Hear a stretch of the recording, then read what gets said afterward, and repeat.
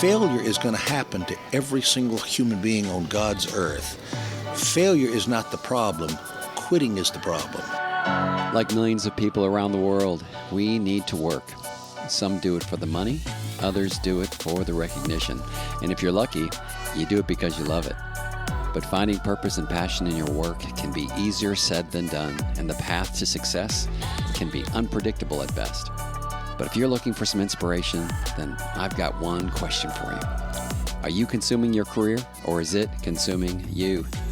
Welcome to Consuming Careers. If you work, then you're all too familiar with networking. But do you network to make a sale or to truly make a difference? Hi, I'm Bruce Smith, and in this week's episode of Consuming Careers, I'm meeting with Ricky Steele, who has invested his life in investing in others. Ricky has become one of the most well-known and respected business developers in the Southeast, but not without significant personal sacrifice.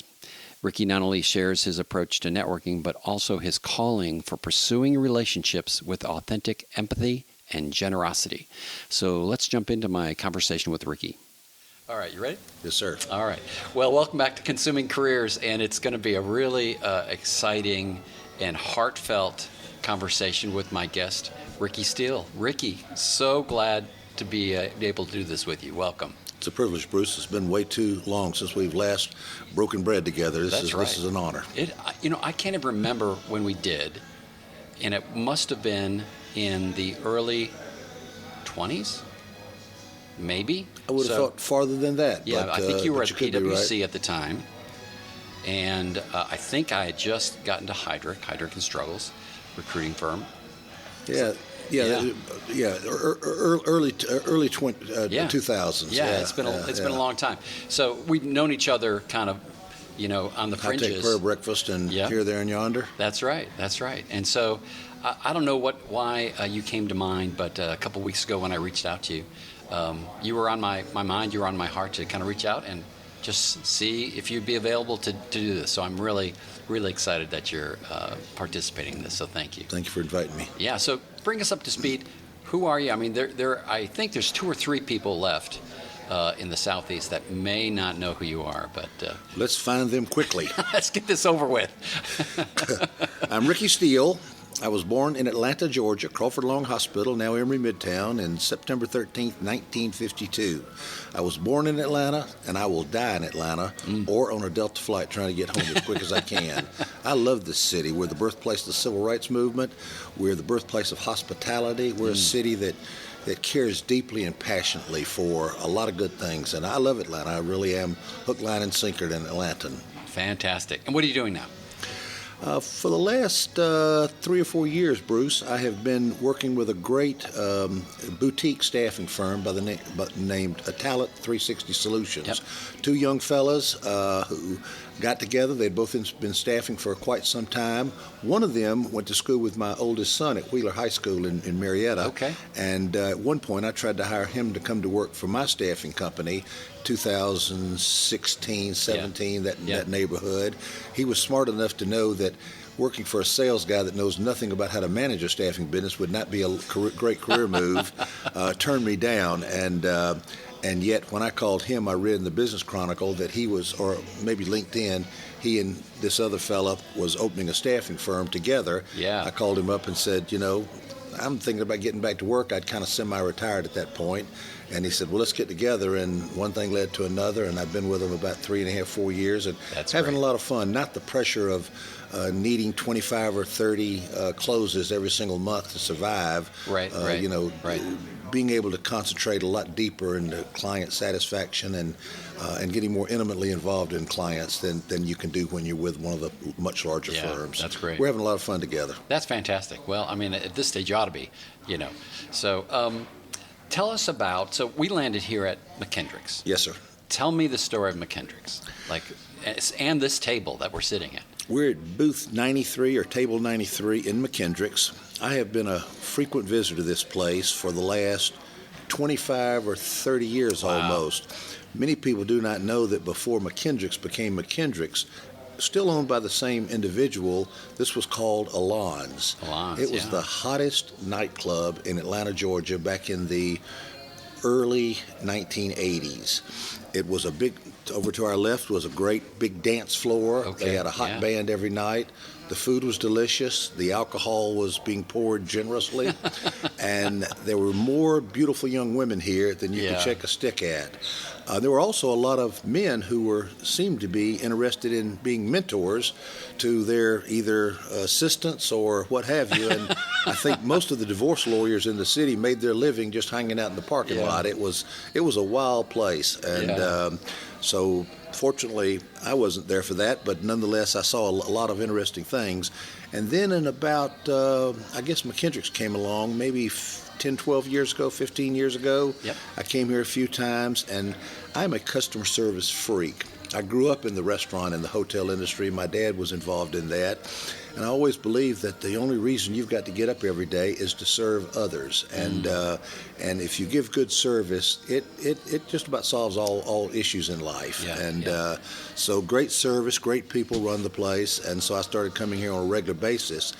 And as I've written in a couple of 3 books that I've written, if you're going to come to a place on a regular basis, get to know it well. Booth 93 is at the very back of the restaurant, and there's nothing behind you. There's a wall, so you can get a good view of everybody that comes and goes. So you kind of say, oh, gosh, I've been looking for that guy for a while, or that young lady's an old friend. I want to say hello.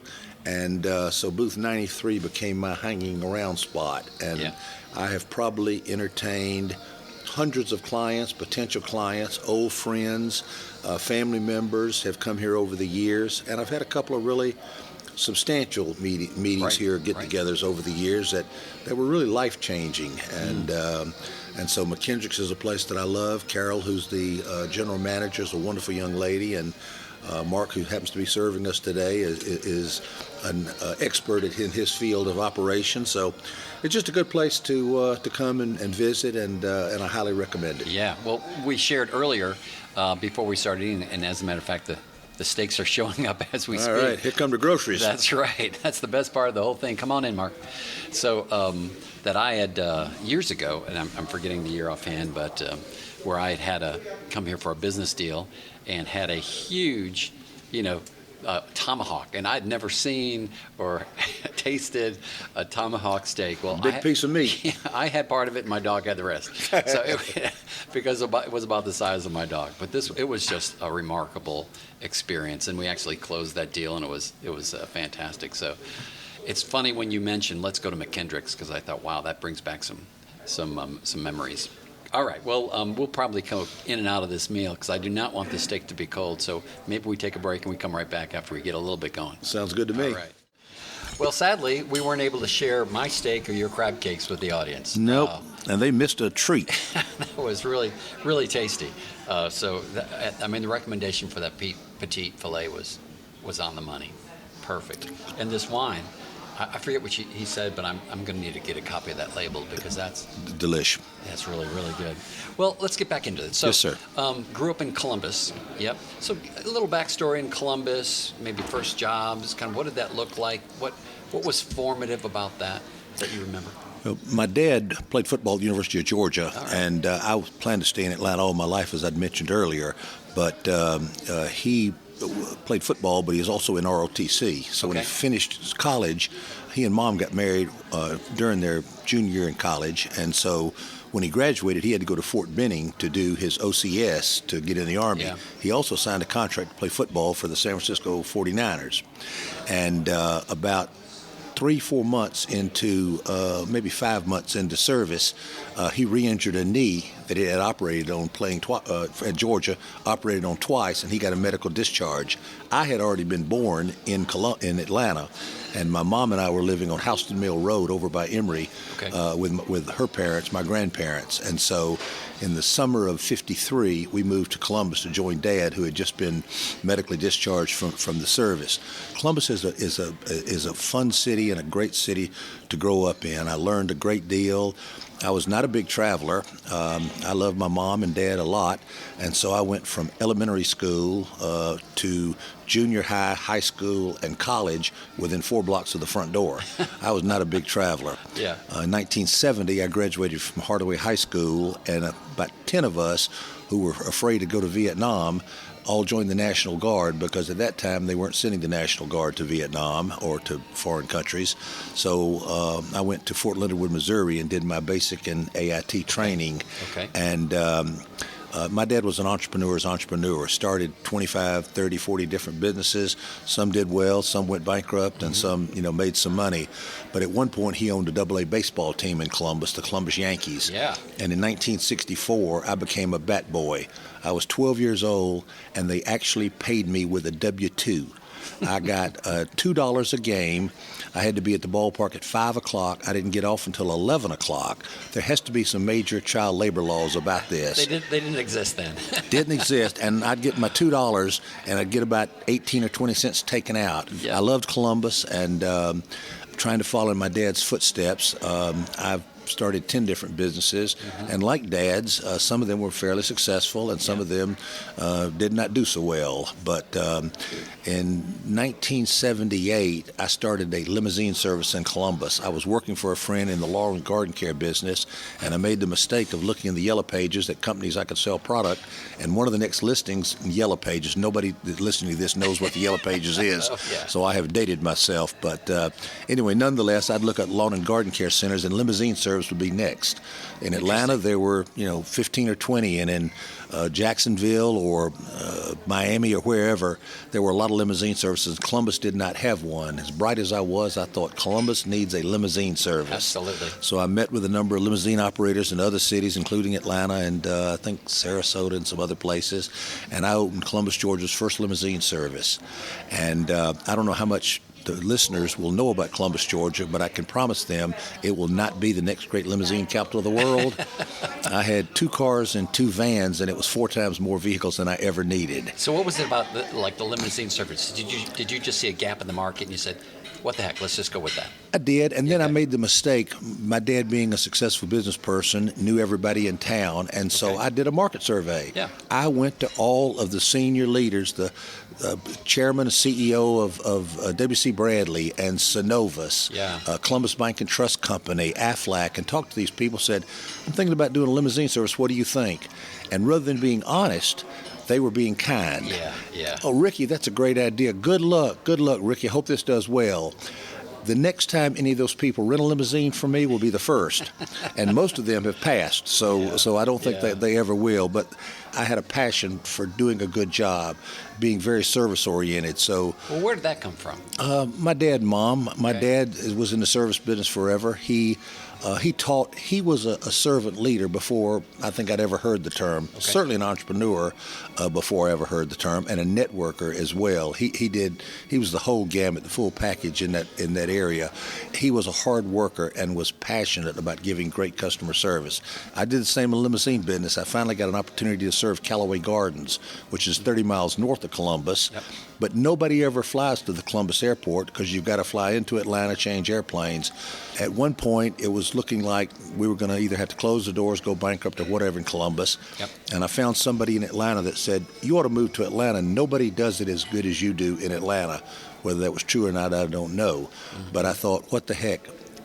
It would have been embarrassing to go bankrupt in Columbus. I knew that a lot of people in the city. Yeah. My dad knew a lot of people. I thought that'd be embarrassing. In Atlanta, I didn't know anybody but my 4 grandparents, and they were going to feed me no matter what happened. So I moved to Atlanta basically to either get a job or go bankrupt, where I did not know a lot of folks. And we got up here, and we found very quickly that we didn't do it exactly like everyone else did. A lot of the limousine services were guys in lime green leisure suits, or they were in the limousine business, but the real business they were in was selling drugs or prostitution or some other line of work. But most of the other people weren't doing it right, and so we grew very, very quickly. And was there a trigger event where you said this idea of providing good service is a good thing, is a good business decision?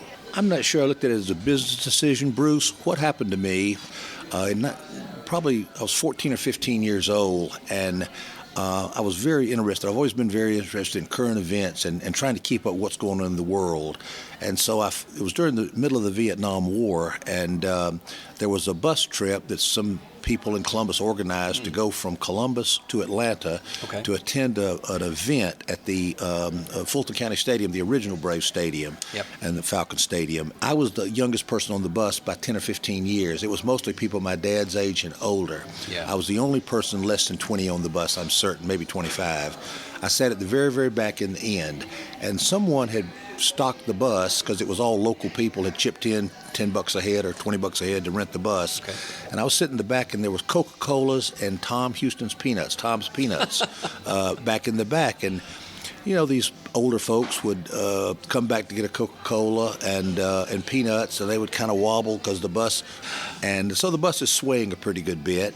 And at some point I thought, you know, I'm sitting back here on all these drinks. I'm not doing anything. Why don't I pass them out? So I started walking back and forth up the aisle, passing out Coca-Colas, soft drinks, and peanuts, and got to the event. It was a very emotional event. It was very beautiful. On the way back, I did the same thing.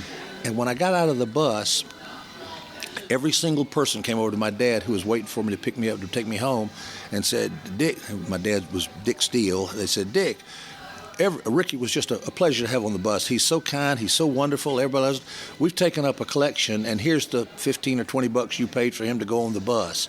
And at that point in life, I don't think I'd given my dad anything to be proud of. And all of a sudden, I realized in my heart of hearts that regardless of what my business card said or where I worked or what job I had, that I believed that God had called me to be a servant. Not kind of a woe is me, lackey sort of negative term, but somebody that wanted to do their best to put other people's needs ahead of their own, and to be a servant, to try to help others reach their purpose or whatever would be good for them. And that was when I was 14, and I'm 71 now, and that has been in the back of my mind ever since. So that was a real seed that was planted and watered, sound like, by experience, and each time you served people, that blessing came back, right? It's amazing. I don't believe you can outgive God, and I certainly don't believe you can outgive most individuals. If you have a giving heart and you're willing to help others succeed, there's generally going to be a line of folks willing to help you succeed as well. And more often than not, you're going to get something back from it, if it's nothing more than just a great feeling of knowing you've helped someone be successful. So let's talk about networking. So I mentioned when we started and about your book, and we'll talk about that some, and I want to make sure that people know how to get a hold of that. But the heart of networking, when I read it and I thought about networking, I think the word networking kind of sells the idea short, because what you do and have done throughout your career from networking, like you're one of the best known. I don't know of another person in the city of Atlanta in the Southeast that networks as well as you do. But it's not about this idea of glad handing, right? Just, going from person to person, gathering business cards, throwing them in a database, and then spamming them for the rest of your career. So you've approached networking very differently, and I want to kind of jump into that. So I want to define your networking a little bit better than what the typical person hearing might say, networking, that he just gets around a lot. What does networking mean to you? Networking done right is about relationship creation. It's about collaboration. It's about creating opportunities for other people, and perhaps for them to do something for you as well, if it works out that way. But it has zero to do with the other things. Do some of those things come into play? Sure. Certainly. We all enjoy entertaining each other. We enjoy a good meal. We enjoy a pat on the back from time to time. But that's not what it's for. It's trying to find a way to serve others and help them be successful. My first desire in getting to know someone is to find out where they have a point that maybe I could be of some help. And my wife calls it stalking. I call it research. But before I meet with anyone, I will spend an hour at least on LinkedIn, Facebook, Twitter. I will Google them. I'll not only Google Bill Jones, but I'll Google Mr. and Mrs. Bill Jones, because often you find out that Mrs. Jones chaired the cotillion ball or something, or she raised money for breast cancer, and that may be a point that I have something that I can contribute or add to it. So I want to know more about that individual than his mama knows about him or her. And I find that fairly often I can do that. If we had the time and we want to make this an 18-hour podcast, I could tell you 6 different stories of multi-million-dollar sales that I've been blessed to make over my career when I sat down with someone and never asked them for business, but began talking about specific things.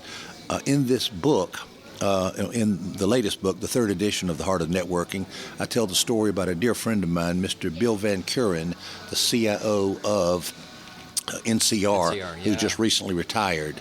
I finally got an appointment with Mr. Van Kuren, and we go to lunch, and I did my research, and I found out that his 2 sons, one of them was that bagging groceries that summer at Publix, and the other was bagging groceries at Kroger. And somehow in the course of the conversation, I was able to bring that up, and one thing led to another, and at the end he said, I've met with a lot of salespeople in my career. I've never met with anybody that did as much work as you've done to get to know me before you ever asked me for anything. I said, thank you very much. And he said, would you like to do business with NCR?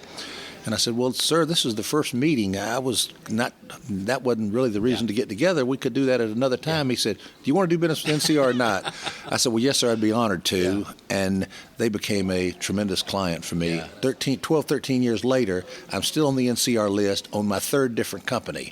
They went with me when I left companies or I got asked to leave and so forth and so on. But been very, very fortunate, and I've got dozen other stories like that. But I'm going to ask you kind of a cold question. Yes, sir. But I want to hear the thought process behind why do you care so much about people? Because I've read your book. I've known you from kind of the fringes, seen the things that you do, and I've seen people sell. So I know it's kind of a funny question, but what is it about you and about people that makes you want to spend the time to, because it's not about the deal, right? It's about the relationship.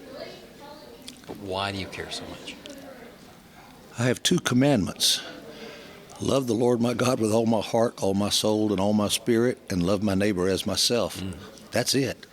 I am called to love every person that I come in contact with, whether I like them or not. Liking and loving folks are 2 different emotions. There's a lot of folks I don't like. Could be politics, could be their profane remarks or their vulgarity. It could be a lot of things. There are a lot of people I don't like, but I am called to love them. Am I perfect at that? Do I do that well every single day? If anyone in the audience believes that, I can give you my home phone number. You can call my wife, and she'll tell you about the times that I've failed. Fortunately, there's grace for the times that I failed, but I truly believe that I am called to serve my brothers and sisters who are anyone that I come in contact with. So I've never been asked that question, Bruce. You put me on the spot there, but that's truly the reason that I do what I do. That is fantastic. So do you see, and I think I know the answer to this, but I just want to ask it. So do you see networking as a means to an end? No, because there's no end. It's the beginning of a relationship that might last 15 minutes, might last for the rest of both of our lives, might last 10 years and one of us moves somewhere else. It'd be the other person because I'm not moving anywhere. But nonetheless, there is no end. There's a beginning. And once you get to the beginning, everything else is just gravy. Yeah. So let's get into a practical question. Yes, sir. So when it comes to business. So, yes, sir. Your approach to networking is long marathon, right? Which I agree with. But here's what I struggle with, and I think you probably face this as well, is the ROI on a long-term investment in relationship, right? Because I feel the pressure, like I'm sure you've had, of short-term revenue when you are spending, long-term dollars to create relationships. How have you balanced that? And from a practical matter, how have you balanced that in your career? Very poorly. We can call my wife now. We get her on speakerphone. Do a toast to that. There we go. She told me one time, she says, we can't afford for you to work. Because I basically sell, but I pay most of my expenses, and if I don't sell anything, there's really not a lot of money to take care of those expenses. But she says from time to time, we can't afford for you to work. You need to go ahead and retire. So let's say I haven't done a great job of it. Can't afford to work. You cannot afford to work. But I was taught early in life, or as most salespeople were, and I think Glenn Ross used this in the play and the movie from many, many years ago, brilliant movie. But the ABCs of selling is always be closing. Right. That is a short-term transactional way to maybe get some business, maybe put some money in your pocket, maybe have a laugh or two. But it's not the way to live life, in my opinion. I believe the ABCs of sales should be always be caring. Wow. If you can always be caring for that other individual, then when they are in pain, you are in pain. I have sat with a client or potential client just last Wednesday. I sat with a lady that I haven't seen in 15 years. We used to work together, and she told me about, I'm not going to say it because she might hear this, but she told me about a situation in her family, and within 10 minutes, we're both in tears because it was such a horrible, painful thing that happened in the life of her family. She's not a client today. She may become one. Don't know. Don't really care. But I care deeply about what she went through, and she knows that. So, I'm so uncomfortable with this kind of conversation because it sounds like I'm blowing my own horn, and I unfortunately know what the music sounds like. But please share. And it's not very good. It's like a bad concert, but anyway, you're kind to ask the question. So you talk about in your book about being thrown from multiple horses. Can you share a little bit about that? Because not everything's a home run, right? And some of those horses that you've been thrown from are not just business, right? It's just life that has kind of hit you in the face. Can you share about some of those? Sure, Bruce. A little context. Somewhere in 1975, a book came out called The Road Less Traveled by Dr. Scott Peck, a psychologist. And the first sentence in the book is, life is difficult. Mm-hmm. The entire book is brilliant, but if you go through life understanding that you're going to get your teeth kicked in, whatever, from time to time, then when it does happen, it doesn't hurt quite as bad. Still hurts, but it doesn't hurt quite as bad. I've had my teeth kicked in so many times, I've got false teeth all over my mouth, or no teeth. You already know this story. Anybody that reads my book will know it, but my wife and I lost our 33-year-old son 6 years ago, and there's a lot of bad things that can happen in somebody's life. I don't know anything that's worse than losing a child. Mm-hmm. At least I don't know anything worse than losing a child. I've stood in front of a bankruptcy judge. I've started 7 different businesses. In 1986, I was the Georgia Small Business Person of the Year. Big banquet at the Hyatt Regency. Max Cleland gave a speech. I go to the White House with the other 49 state winners. Pretty heady times. 10, 15 years later, I stood in front of a bankruptcy judge and went Chapter 7 with the company. I didn't personally go bankrupt. I've had some that just closed down that just we couldn't figure out a way to make it. We just closed down. And I was fired from a job that I think was the best job I've ever done in any corporation. Oh, wow. Bar none. Lost equity, lost the whole 9 yards. So, yeah, I've had some horrible times. I've had some tough times. I've had some tough financial times. My wife and I have struggled more than one occasion. She's had to go back to work, several different times. We've had to sell a car, but it's life, It's just life, and if you've got it in perspective, you got to move through it. Failure is going to happen to every single human being on God's earth. Failure is not the problem. Quitting is the problem.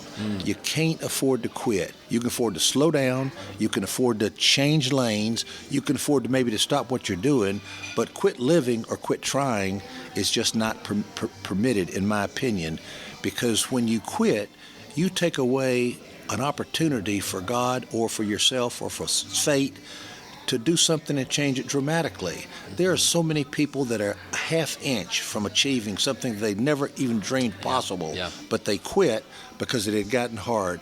A great example would have to be ISS and Tom and Chris. If you've never heard Tom share his story, Tom Noonan share his story about he had 13 credit cards. They're all maxed. He's to the nth degree, and they sold the company for $1.3 billion or something like that to IBM. Tom almost quit time and time again, but yet he didn't. He persevered, and now he's worth hundreds of millions of dollars or whatever the case might be. I never had that happen, but it's nice to know somebody that it did. That's right. But I've never gone without a meal.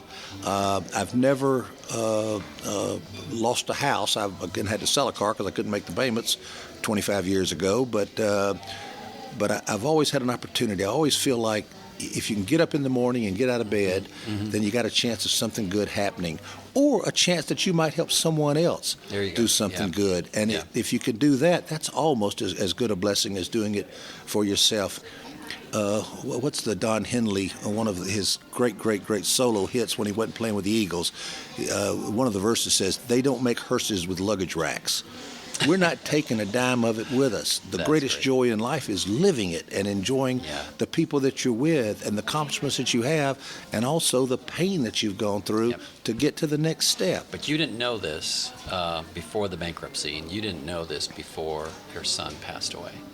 How have those kind of experiences, and then going without money, being in debt, how have they reframed the way you look at relationships, the way you look at networking, the way you look at even business? Well, Bruce, that would be maybe another 13-hour episode of your podcast. I would think that...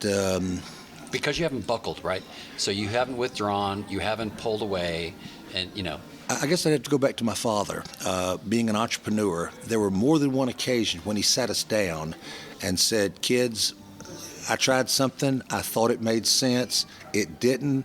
We're going to sell the house. We're going to move somewhere much smaller, but we're a family, and we're going to be together," and this, that, and the other. A few times, my dad was interesting. A few times, 3 months later, because he didn't quit, a new door opened, and we got go-karts and motorcycles. We went from not losing the house to sitting on the land of milk and honey, or whatever the case might be. But had he quit when he said, "Okay, I've blown it, I've lost it all, I'm a failure, my wife and kids are going to be living in much less standards than what they've had, et cetera, et cetera, et cetera," he never quit. He was out at 4:30 in the morning and home at 11 at night. Not a good example as far as a balanced lifestyle, but then again, a lot of men born in the 20s and 30s were like that, and a lot of us today are still more like that than we wish. Sure. So, and I love this whole idea of grit versus quit, and I want to ask you about that. I think there's a time to quit and there's a time to grit it through. So just to say grit always, I'm not sure is the right answer. But I want to hear your take on just the idea of grit and quit. I think it requires intelligence. I think it requires listening to others better and not being so damn sure that you're right every single time. Yeah. The biggest career failure that I had, I helped my younger brother with a company that he started, and I came in, we raised a lot of money, we got the company off the ground, and I sat down with my friend Charlie Paparelli on 4 or 5 occasions to get his advice, and Charlie said, "Ricky, the day you pull the plug and close this down will be the smartest day of your career. Wow. Yeah. It is not going anywhere. You and your brother are good, wonderful people, but you don't know how to run this company. You're at the point now you can't afford to hire anybody that knows how to run this company, et cetera, et cetera, et cetera." I used to get home at night sometimes, and I'd walk in the door, and my wife said, "Oh, my gosh, you just met with Charlie, didn't you?"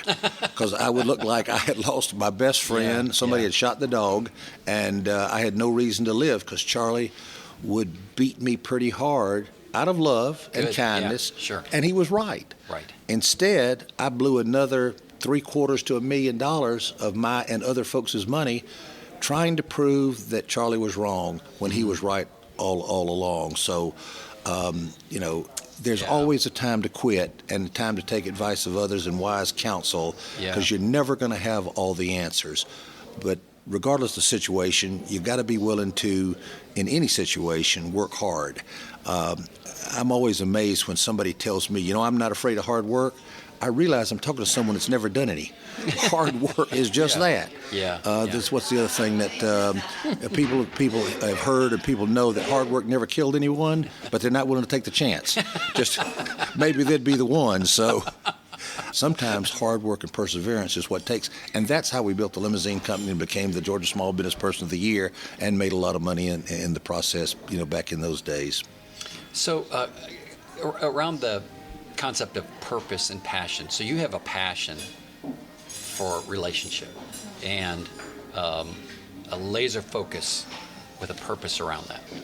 What struck me recently was you are so good at that, but you're able to build relationships with people that aren't, right? They're not, you're pursuing them, and they're not as good at it as you are, but you're still able to build amazing relationships with those people. So I wanted to hear a little bit about kind of how, as the pursuer, I'll call it, right, in creating relationship, because you have the desire and maybe that vision for what that could be.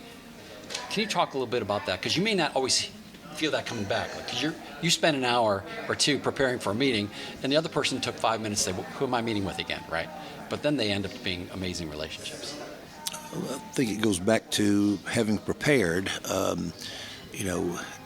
Everyone's got a passion. You draw them in. Everybody's got a passion for something.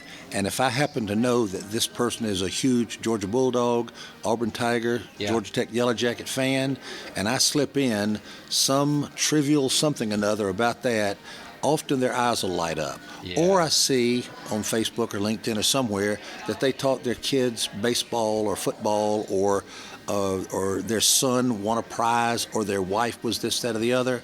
And you bring up something that means something to them, they light up, they begin talking about it, and many times, me, who's the extrovert that could talk the ears off, 10 ears of corn, has to stay shut up for an hour while this person, an introverted individual, normally tells me 1 hour's worth of stuff that is truly fascinating and exciting, and I was blessed to be able to hear the conversation, because you allowed them to share their story. Most people in a conversation say, well, wait a minute, let me add this, or wait a minute, you hadn't seen this, that, and the other, or they'll actually interrupt somebody in the middle of a conversation, say, wait a minute, enough about you, let me tell you more about me.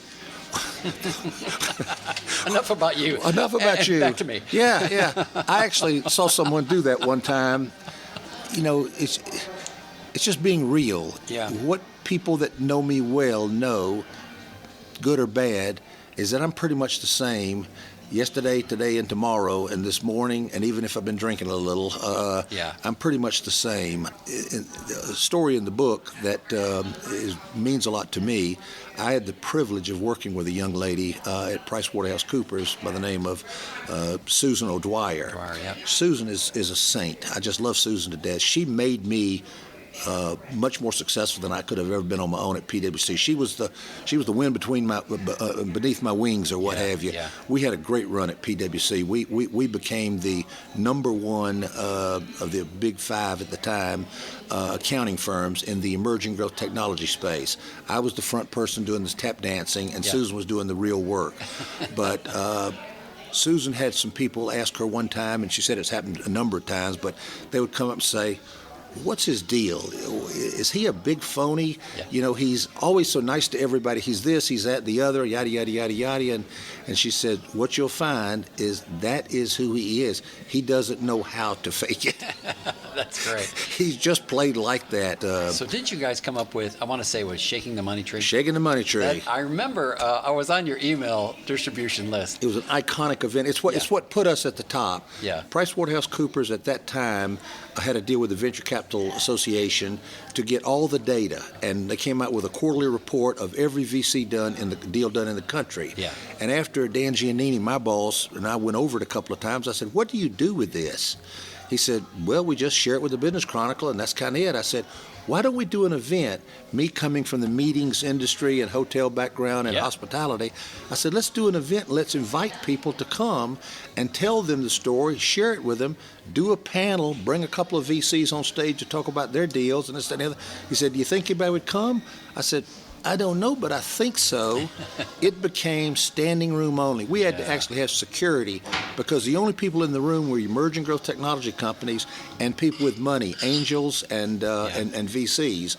And as a result, a lot of service providers wanted to attend because everybody and his brother were in these meetings, standing room only, and so we had to use security from time to time. But that put us on the map, and again, the rest was history. But well, it's not a party until security shows up. No, it's not a party of security. That is right. And we had that a number of occasions. And that was actually at the event where I heard two people talking, and one said to the other one, enough about you, let me tell you about this. That's funny that you bring up that after I just made that up. But anyway, that's... Well, here's what I think I've figured out about you. Is you have a calling and a purpose to build relationship with people. But you know how to do that. And I think most people aren't as good at it. But what you're able to do is find the key to open them up, right? Because people inherently want to have meaningful, deep relationships. But they just don't know how to tap into that themselves. And you figured out a way in a very purposeful, disciplined way to open people up and draw them out of themselves into a more robust version of themselves, which I think is a gift. That's a gift, in my opinion. Thank you. That's amazing. If I can't care about the people who I do business with, who can I care about? Certainly I love my family, my neighbors and what have you. Right. But people that put bread on my table, if I don't care about their well-being, then I'm a sick puppy. Something I never talked about in the previous two books, that something dramatic kind of happened a couple of 3 or 4 years ago that I asked the couple, could I put it in the book, and they allowed me to. It was Dave and Monica Hudson. Anyway, Dave's mother passed, and I don't even know how I heard about it. It wasn't in the newspaper because she died in Defuniak Springs, Alabama, almost down to Destin. Mm-hmm. And when I saw it, I knew that I was going to the funeral. Yeah. I'd never met her. I had no reason to know her, but I love Dave and I love Monica. They are dear friends. They have been clients. Neither one of them are now, but they've been friends for a long, long time. I go down there. I don't call them and say, I'm coming to your mom's funeral, whoopee for me. Yeah. I just go to the funeral. And I get there, and I'm standing at the back of the church, and the family's getting together, fixing to come in, and Monica sees me. She gets tears in her eyes. And I get tears in my eyes. Yeah. And she comes over to me and she says, I knew you would be here. Wow. That just tore me up, and I ended up staying. I mean, of course I stayed at the funeral, but afterwards they had a potluck dinner on the grounds at the church, and they had some of the best food I've eaten in my life. Country cooking, country good living, and got a chance to spend some time with them, and it meant something to them. It meant something to me. Yeah. They weren't clients then. They've been clients at other times, but they're human beings that had a need. When people lose someone, like I've lost my son, and of course my parents and a lot of other folks as well, but when you lose someone, that's when you're most vulnerable. That's when you need people that love you and care for you to be there. Yeah. And that's because I want to be there, because I know that it might be of help to them. Yeah. But all that, and I'm kind of being the devil's advocate here, but all that is very messy, right? You can't put that in Salesforce to track it against, investment in a client, right? All that is just, that's the only word I can come up with. It's messy, because people are messy, and relationships are messy, and life is messy. But you've kind of pushed through all that messiness to build relationship. And I would say the lagging indicator, right, has been success in business, but also success in life. And I'd really love to impress on, the listener, the value of that investment. And you talk about that in your latest book, networking as an investment. And And again, that word networking is so much bigger than just meeting people. It's investing in relationship for the long haul. And that kind of brings up the subject of all your work in volunteerism and serving. And you're involved and have been involved for years with just a long list of nonprofits. Can you talk a little bit about not only the benefit that you've received from doing that intrinsically, but the relationships, those deep relationships that have been formed because of that, and the people that you've helped? Certainly, Bruce. Again, I have to go back and give credit to my mom and dad. My father he started Pop Warner football in Columbus, Georgia, being an ex-jock himself. My mother was very involved in the J-sets, the women's JCs, because back in the 60s, women weren't smart enough to be real JCs. It took the world evolving a little bit to understand that women were not only equal to men, in most cases they're smarter and a lot more fun to be around. Amen. But nonetheless, my mom was always doing something with her J-set club.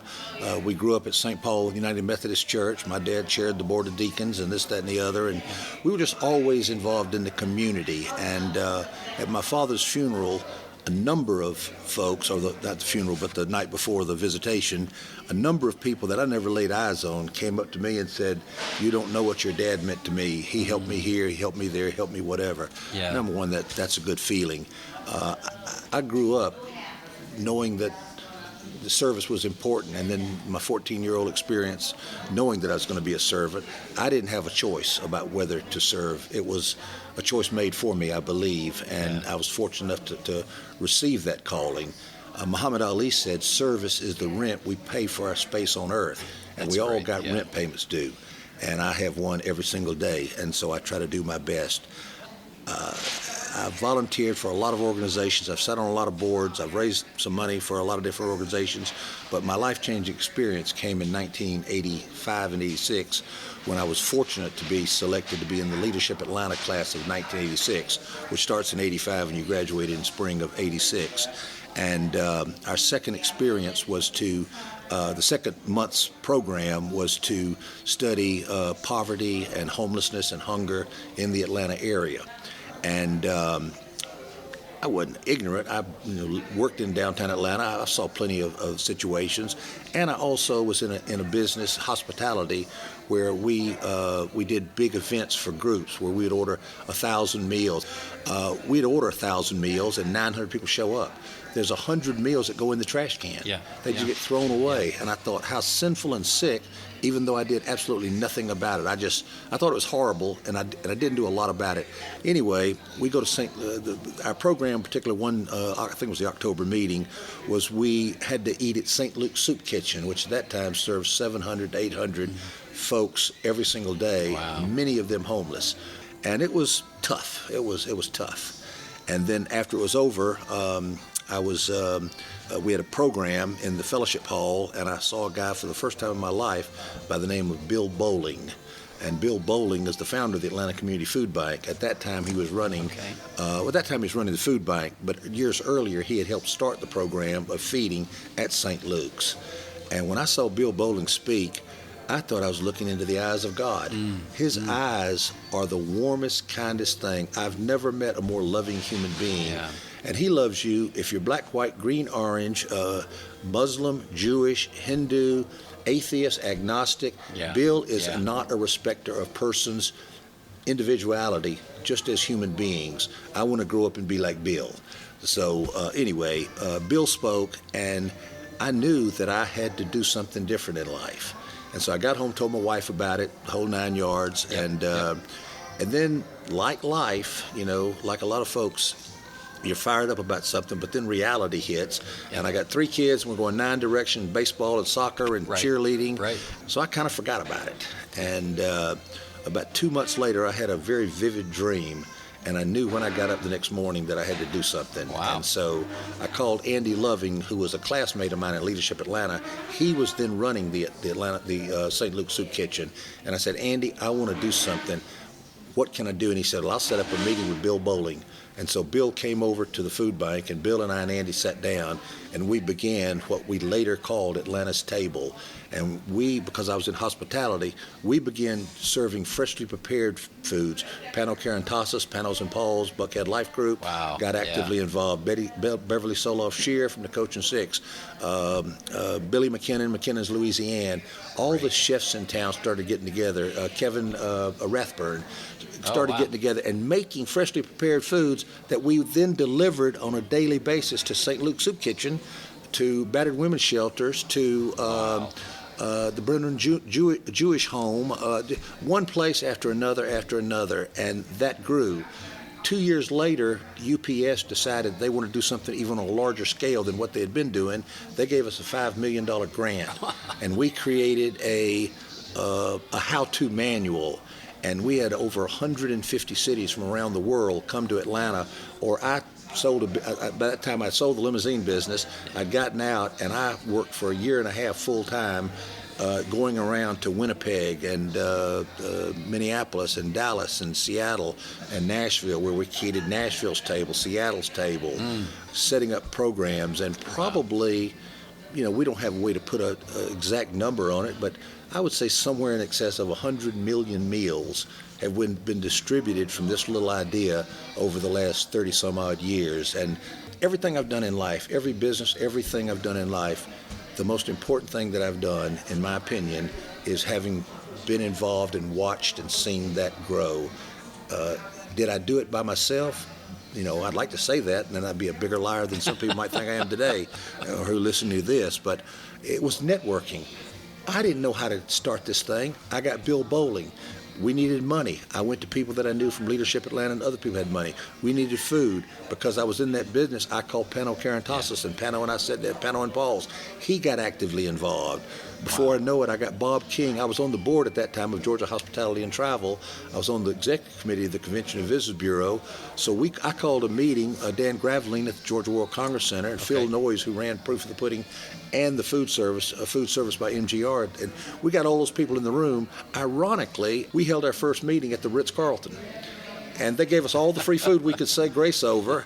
And we called 25, 30 people together to talk about feeding hungry people.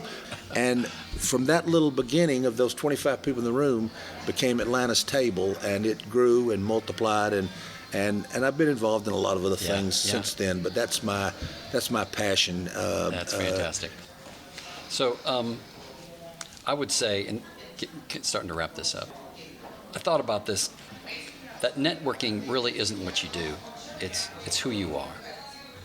Although many people look at it as what they do, right, in order to get business. But I've realized that it's just who you are. And not everybody is like that. So what maybe, I don't know if there's simple advice, but how do you help somebody move from networking is what I do to networking can be who I am? How would somebody make that transition, or at least move in that direction? We're here for a purpose. We're called for a purpose. Many of us feel different ways about our religious beliefs, non-religious beliefs, about why we're on planet Earth, or if there's any meaning to life whatsoever. We're all different. There's a lot of different, personalities and idiosyncrasies and everything else. But if you think you're the most important person on this earth, then I'm not sure anything I could say would ever be of any benefit to you. But if you realize that you're not the most important person in the world, then that means there's some folks out there that are very important, and that we can make the effort to do something about it. That great philosopher and guru that I've seen many, many times over the year, James Taylor, has one particular song that I love a lot. It says, "The secret of life is enjoying the passage of time." Wow. And if you want to enjoy the passage of time, you fall in love with everyone that you can possibly fall in love with. I call it two secrets that I've had all my life. One is that I knew I was going to be a servant, and two, I decided early on to try to love each person I meet. Not like them, that's a different set of emotions altogether, sure. But to love each person I meet, because, number one, it's a joy, and it takes away the burden. How do you carry hate? How do you carry how do you carry such hostile feelings? It only hurts you. It only destroys who you are as an individual. Yeah. But when you love folks to the best of your ability, try to treat everybody as fairly as humanly possible, you don't have to go through life with a, gritting your teeth about what the hell's going to happen next. You can kind of smile and say, gosh, I screwed that up. I wish I'd have done that differently. Yeah. Tomorrow I will. And but again, another great philosopher had the same line of work as James Taylor, was a young fellow that I saw the Man in the Mirror tour. Yeah. And Michael Jackson. He taught us all. I'm looking at the man in the mirror. I'm asking him to change his ways. If I want the world to get better, it starts with me. Yeah. And I want the world to get better, so it starts with me looking in that mirror and realizing that I'm here for a purpose, and that purpose is to serve others. Awesome. All right, last tough question. Yes, sir. Would you say that you've consumed your career or your career has consumed you? And you can interpret that any way you want. I would say mixed bag. I've done what I've wanted to do most of my life. I've made choices, good and bad, and then I've done them with a passion that is hard to imagine. Overly passionate to a point of an extreme. On the other hand, I've allowed myself to be consumed by stuff that really wasn't that important. You don't have to go to every meeting. You don't have to. If there's 10 networking meetings in Atlanta tonight, I used to think I had to go to all 10. Yep. And I would go from car to car, and I'd stay 10 minutes, shake 3 hands, and visit with somebody for a few minutes that I wanted to visit with, and then try to go to the next one just to see and be seen. Took time away from my wife and kids that I shouldn't have. So I've been consumed, but I think that I've done a pretty good job of consuming, because although we've had plenty of tough times in our family, we've survived. We survived the death of a child. We've survived, the kind of issues that everybody faces in life, and we're still pushing forward after 44 years of marriage, and we've had more ups and downs than the outside elevator at Peachtree Plaza, and yet we still get up every day and try to do the best that we can. Fantastic. All right, this is when we go into the lightning round. You ready? Yes, sir. All right, here we go. Your favorite networking event? I would say most anything TechBridge does now. TechBridge brings a great crowd out. They've held 24, I believe it is, digital balls. I've only been to 24 of them. All right. Favorite live concert you've ever been to? Because I know you love live music. Now we're here for 4 days. I know I can't answer that question. I would have to say Elvis in '74 was strong in Auburn, Alabama. I would say Isaac Hayes in '71. The Shaft Tour was pretty amazing. Springsteen's Born in the USA was pretty amazing. Prince's Purple Rain in '85 at the Omni, and Eagles' Hell Freezes Over Tour at the old Omni. And that's just getting started. Wow. All right, you've got some classics there. Ike and Tina Turner, '72 in Athens, and afterwards I ended up in a motel room with Ike and Tina Turner. That was pretty awesome, you being a bulldog. Absolutely. All right, that's going to have to be like the next podcast. Okay, best wine you've ever had, where and when? Something at Jeff McConnell's house, because he's much better at it than I am, and anything he serves at his table is perfect for me. Excellent. All right, if you could have coffee or wine with anybody, anywhere, who would it be? Living or dead? Doesn't matter. I'd be with my son. Oh, man. Fantastic. Well, I guess the right answer was Jesus or God, but I'll see them one day too, I believe, but I would be with my boy. Thank you. Last question. If you were to marry Beth again, where would you go on your honeymoon? Oh, God. She can't listen to this. Anywhere. Our honeymoon consisted of a trip to, this is the saddest part of it, any interview's ever been given. Can't believe I'm saying this. I'd booked and paid for a trip to Bermuda. That was our honeymoon. 4 days ahead of it, I got an opportunity to do a big deal. Yeah. I canceled our honeymoon. Oh. We'd just been married. We stayed at we stayed at the Radisson on Chamblee Dunwoody, which has now been torn down. We stayed there in the presidential suite, I might add. Yeah. But we stayed there for 3 nights, ate dinner at Ray's on the River, which at that time was called Moorings. And I don't think 44 years later she's forgiven me for that yet. And I told her, I said, we will get to Bermuda at one point. We never have 44 years later. Great answer. Anywhere would be better than the Chambly Dunwoody Radisson. Although that night we did see Billy Joe Royal in the bar. Oh my gosh. Down in the Boondocks. Ricky, thank you so much. No, wait a minute. We got one more thing. Yes, sir. How can people find you? Like, how can they follow you? How can they connect with you? I'm Ricky Steele, LinkedIn, Facebook, Twitter. I'm the big ugly guy, the big face. Yep. On all 3 of those, it's just Ricky Steele. You can catch me at ricky@rickysteele.net. The book, if anybody's interested in having a copy, can be found on Amazon or Barnes & Noble at The Heart of Networking, 3rd edition, or you can also get it from my Shopify account, which is heartofnetworking.net, www.heartofnetworking.net, no spaces or colons or anything like that. Yeah, we'll put all that in the show notes so that people can get to that. Thank you. Ricky, I just can't thank you enough. It's been a delight to spend this time with you, to get to know you again. This has just been a real treat. It's been a blessing. Thank you, Bruce. Thank you. It was a great blessing. See you soon. Yes, sir. Thank you for joining us on Consuming Careers. If you've enjoyed the show, please click the follow button in your podcast app so you won't miss any of our future episodes. And if you have a minute, write us a review.